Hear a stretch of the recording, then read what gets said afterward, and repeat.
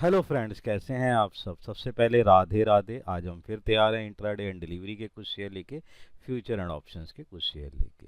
Trade carefully करें, learn logically करें। तो भैया, जिस तरीके से इस सितंबर में लोगों ने अर्निंग करी है, उसी तरीके से आप अक्टूबर सीरीज़ के अंदर हम देखते हैं कि किस तरीके से अर्निंग करनी है। वीडियो को कमेंट करते रहें, उसको शेयर करते रहें, फ़ायदा उठाते रहें।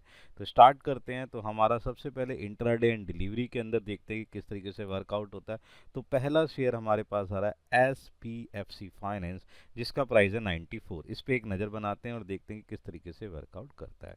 तो ज़रा ध्यान से देखें तो टेक्निकली चार्ट जिस तरीके से आपको देखेंगे कि 20 तारीख को जो उसने 23 तारीख को जो पोजीशन पकड़ी, उसके बाद एक डिप पोजीशन आया। टेक्निकल चार्ट के अंदर एक ब्रेकआउट आ चुका है, जिसके बिहार पर ये पोजीशन नज़र आती हुई दिखाई दे रही है। जो ब्रेकआउट पोजीशन दिखा है, टेक्निकली चार्ट उस तरीके से मजबूत है और 13 EMI के ऊपर की पोजीशंस को लेते हुए चल रहा है। इंडिकेटर पोजीशन और वॉल्यूम वैल्यूएशन भी बहुत ही बेटर पोजीशन में जाती हुई नज़र आ रही है, जो एक साफ साफ इंडिकेशन दे रहा है कि यहाँ पर कुछ सुधार होने के चांसेस बनते हुए नज़र आ रहे।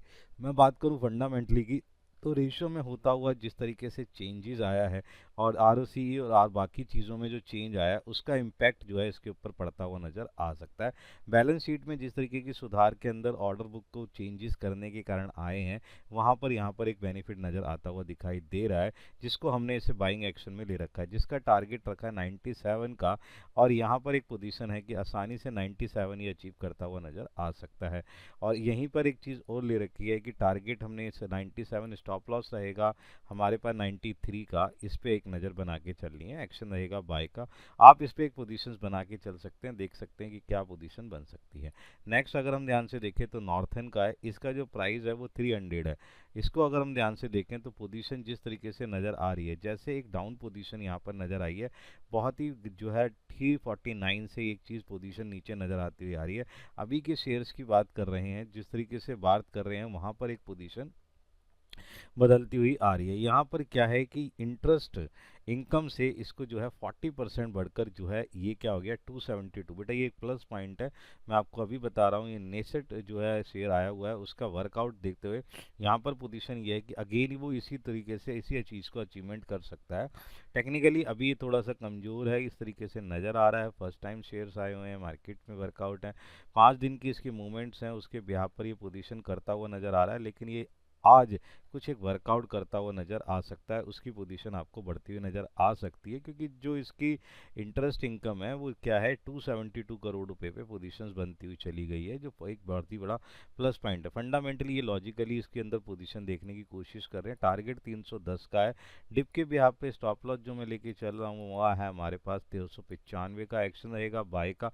इस पे भी एक नज़र बना सकते हैं, पोजीशन बना सकते हैं, देख सकते हैं और अपना लॉजिकली दिमाग लगाते हुए इस पे भी एक वर्कआउट करके चल सकते हैं। नेक्स्ट है हमारे पास ज्योति लैब का।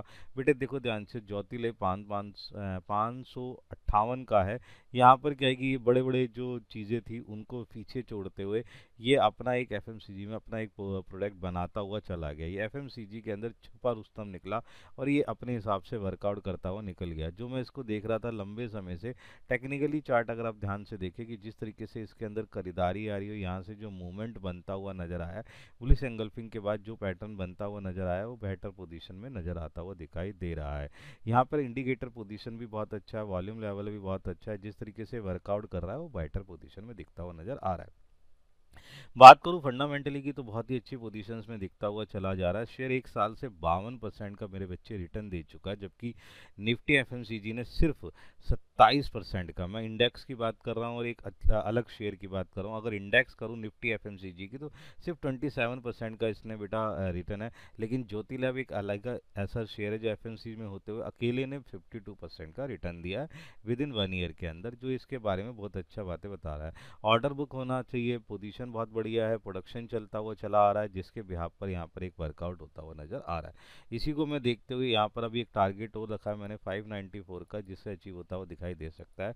स्टॉप लॉस की बात करूँ तो यहाँ पर 546 का स्टॉप लॉस है। एक्शन है बाय का, आसानी से वर्कआउट करता हुआ नजर आ सकता है। इस पर आप एक नज़र बना के चल सकते हैं, देख सकते हैं किस तरीके से वर्कआउट कर रहा है। नेक्स्ट है हमारे पास ब्लू डार्ट। बेटा ब्लू डार्ट थोड़ा महंगा है लेकिन बढ़िया शेयर काम कर रहा है, 8,204 पे इस पे बात करते हैं। ब्लू डार्ट में देखें तो एक बहुत ही बड़ी बिकवाली के बाद जिस तरीके से कंसोलिडेट पोजीशन आई है, जो वॉल्यूम लेवल को गिराते हुए जिस तरीके से निकल के आया, इंडिकेटर पोजीशन भी जिस तरीके से इसको नीचे की तरफ खींचने की कोशिश करे, वहां पर पोजीशन जो है एक डाउन पोजीशन में जाती हुई नजर आ रही है। यहाँ मैं आपको 2 से 3 चीज़ें बताने की कोशिश करूँ। फंडामेंटली जिस तरीके से होता हुआ सुधार, जिस तरीके से इनकम स्टेटमेंट और कैश फ्लो फंड फ्लो में आती हुई चेंजेस को जिस तरीके से वर्कआउट हो रहा है, वहाँ बेटर चला रहा है। 1 जनवरी 2025 से कीमतों में बढ़ोतरी होगी, जिसके बिहाफ पर यहाँ पोजीशन नज़र आते हुए दिखाई दे सकता है। इसके बिहाफ पर यहाँ पर आप वर्कआउट करते हुए नज़र आ सकते हैं। देखें तो यहाँ पर जो टारगेट हम लेके चल रहे हैं वो 8,600 का टारगेट है, एक बड़ा टारगेट है जिसके बिहाफ पे वर्कआउट होता हुआ नज़र आ सकता है। डिप के बिहाफ पे देखें तो स्टॉप लॉस मैं लेके चल रहा हूँ 8,000 का, जिस पे रहेगा एक्शन बाय का। इस पे आप एक नज़र बना के चल सकते हैं, पोजीशन देख सकते हैं। बेटा प्रोडक्ट के बारे में मैं बता दूं, प्रोडक्ट के आधार पर ये कंपनी जो 9% पर से जो है 12% तक की जो है बढ़ोतरी हो गई है। इसके अंदर यहाँ पोजीशन मुझे अच्छी लगती हुई नहीं दे रही है। नेक्स्ट अगर हम ध्यान से देखें तो हमारे पास सेंको गोल्ड है। बेटा इस पे नज़र बना के रखें, 1,431 रुपये का शेयर है, इसे मैं काफ़ी टाइम से देख रहा हूँ। ये जिस तरीके से इसने रैली पकड़ी है वहाँ जाके पोजीशन हुआ है, लेकिन 3 दिन के बाद ये कंसोलिडेट पोजीशन लेके चल रहा है। टेक्निकली चार्ट बहुत तरीके से मजबूत है, इसमें वॉल्यूम लेवल इंडिकेटर पोजीशन भी बड़ी तेजी से बढ़ती हुई चल आ रही है। यहाँ मैं आपको 2 से 4 चीज़ों को बताने की कोशिश करूंगा कि जिस तरीके से वर्कआउट हो रहा है वो बहुत ही बढ़िया बेटर प्रदर्शन नजर करता हुआ नजर आ रहा है। 2-3 चीज़ें मैं बताने की कोशिश कर रहा हूँ। फंडामेंटली में जिस तरीके से इनके पास कैश आया है, ये कैश का अच्छा यूटिलाइजेशन करते हुए नजर आ रहे हैं। 4 अक्टूबर को इनके पास बोर्ड की बैठक होने वाली है। बोर्ड की बैठक में बहुत सारी चीज़ें निर्णय लेने जाने हैं, जिसके इस पर से वर्कआउट होता जा रहा है। यहाँ पर जो है शेयर स्प्लिट हो सकता है। बेटा शेयर स्प्लिट की संभावना बहुत ज़्यादा बन चुकी है। यहाँ पर पोजीशन ये दिखती हुई नजर आएगी, क्योंकि शेयर ने जिस तरीके से कमाल करा है, ये बेटर कमाल करते हुए नजर आ रहा है। अगर आप ध्यान से देखेंगे जो इसने पकड़ी है, बेटा देखो ध्यान से, अपने आने के बाद ये अभी तक रुका ही नहीं है, पोजीशन बढ़ती हुई चली जा रही है। ये एक ऐसा शेयर है जिसे मल्टीबैगर शेयर में कहा जा सकता है और वर्कआउट कर रहा है। यहाँ पर मैं जो टारगेट ले रहा हूँ 1470 का टारगेट है। डिप के भी आप पे स्टॉप लॉस ले रहा हूँ 1415 का, एक्शन रहेगा बाय का। इस पे भी आप एक नज़र बना सकते हैं और अपना एक फ़ायदा उठा के चल सकते हैं। नेक्स्ट है हमारे पास कल्पतरू का। यहाँ पर है प्राइस 1,367 रुपये का, इस पे मारते हैं एक नज़र। ध्यान से देखें तो टेक्निकली चार्ट जिस तरीके से डाउन पोजिशन पे था, उसके बाद उसने एक अप पोजिशन ली। यहाँ पर जिस तरीके से चीज़ें निकल के आ रही है, यहाँ पर पोजिशन वो चीज़ दिखती हुई आ रही है। रेड ग्रीन के बाद एक रेड कैंडल वॉल्यूम लेवल का आ जाना, जिस तरीके से इंडिकेटर पोजीशंस का नज़र आना और जिस तरीके से चेंजेस में आ रहा है, वो इंडिकेटर पोजीशन अभी बुलिश लेवल पे बना हुआ है। लेकिन हाँ टेक्निकली थोड़ा सा कमज़ोर नज़र आया, लेकिन अभी डेंजर लेवल के ऊपर पोजीशन नज़र आती हुई दिख रही है। यहाँ पर मैंने जैसे इस तरीके की बैलेंस शीट को देख रहा था मैं लंबे समय से, तो बहुत ही अच्छी चेंजेस नज़र आते हुए ₹1241 करोड़ का जो नया ऑर्डर मिला है, वो इसके ऊपर एक वर्कआउट करता हुआ नज़र आ सकता है। यहाँ पर आप एक नज़र बना के सकते हैं कि किस तरीके से यहाँ पर ये वैल्यूएशन निकलती हुई नज़र आ रही है। जो नया ऑर्डर है वो इसकी तरफ को आकर्षित करता हुआ नज़र आ रहा है कि जहाँ शेयर है जो वर्कआउट करता हुआ नज़र आएगा, जिसके बिहाफ पे टारगेट में 1407 ले रहा हूँ। थोड़ा सा बड़ा टारगेट ले रहा हूँ बेटा, जो अचीव होता हुआ नज़र आ सकता है। 1441 तो ये पिछले से पिछले दिन ही वर्कआउट करता हुआ नज़र आ चुका था। डिप के बिहाफ पे स्टॉप लॉस ले रखा है 1355 का, एक्शन रहेगा बाय का। इस पे एक नज़र बना के चल सकते हैं, देख सकते हैं कैसे वर्कआउट करता हुआ नज़र आ सकता है। नेक्स्ट है हमारे पास जुबलेंट का। जुबलेंट का बेटा अगर मैं देखूँ तो प्राइस चल रहा है 775 रुपये, जिसके ऊपर हम देखते हैं कि वर्कआउट किस तरीके से नज़र आता है। देखा जाए तो टेक्निकली चार्ट बहुत ही अच्छा नज़र आ रहा है, पोजीशन वेरी गुड नज़र आ रही है। यहाँ पर जिस तरीके से बुलिश एंगल्फिंग पैटर्न बनता हुआ नज़र आया है, टेक्निकली चार्ट बहुत ही अच्छा पोजीशन पे नज़र आता हुआ दिख रहा है।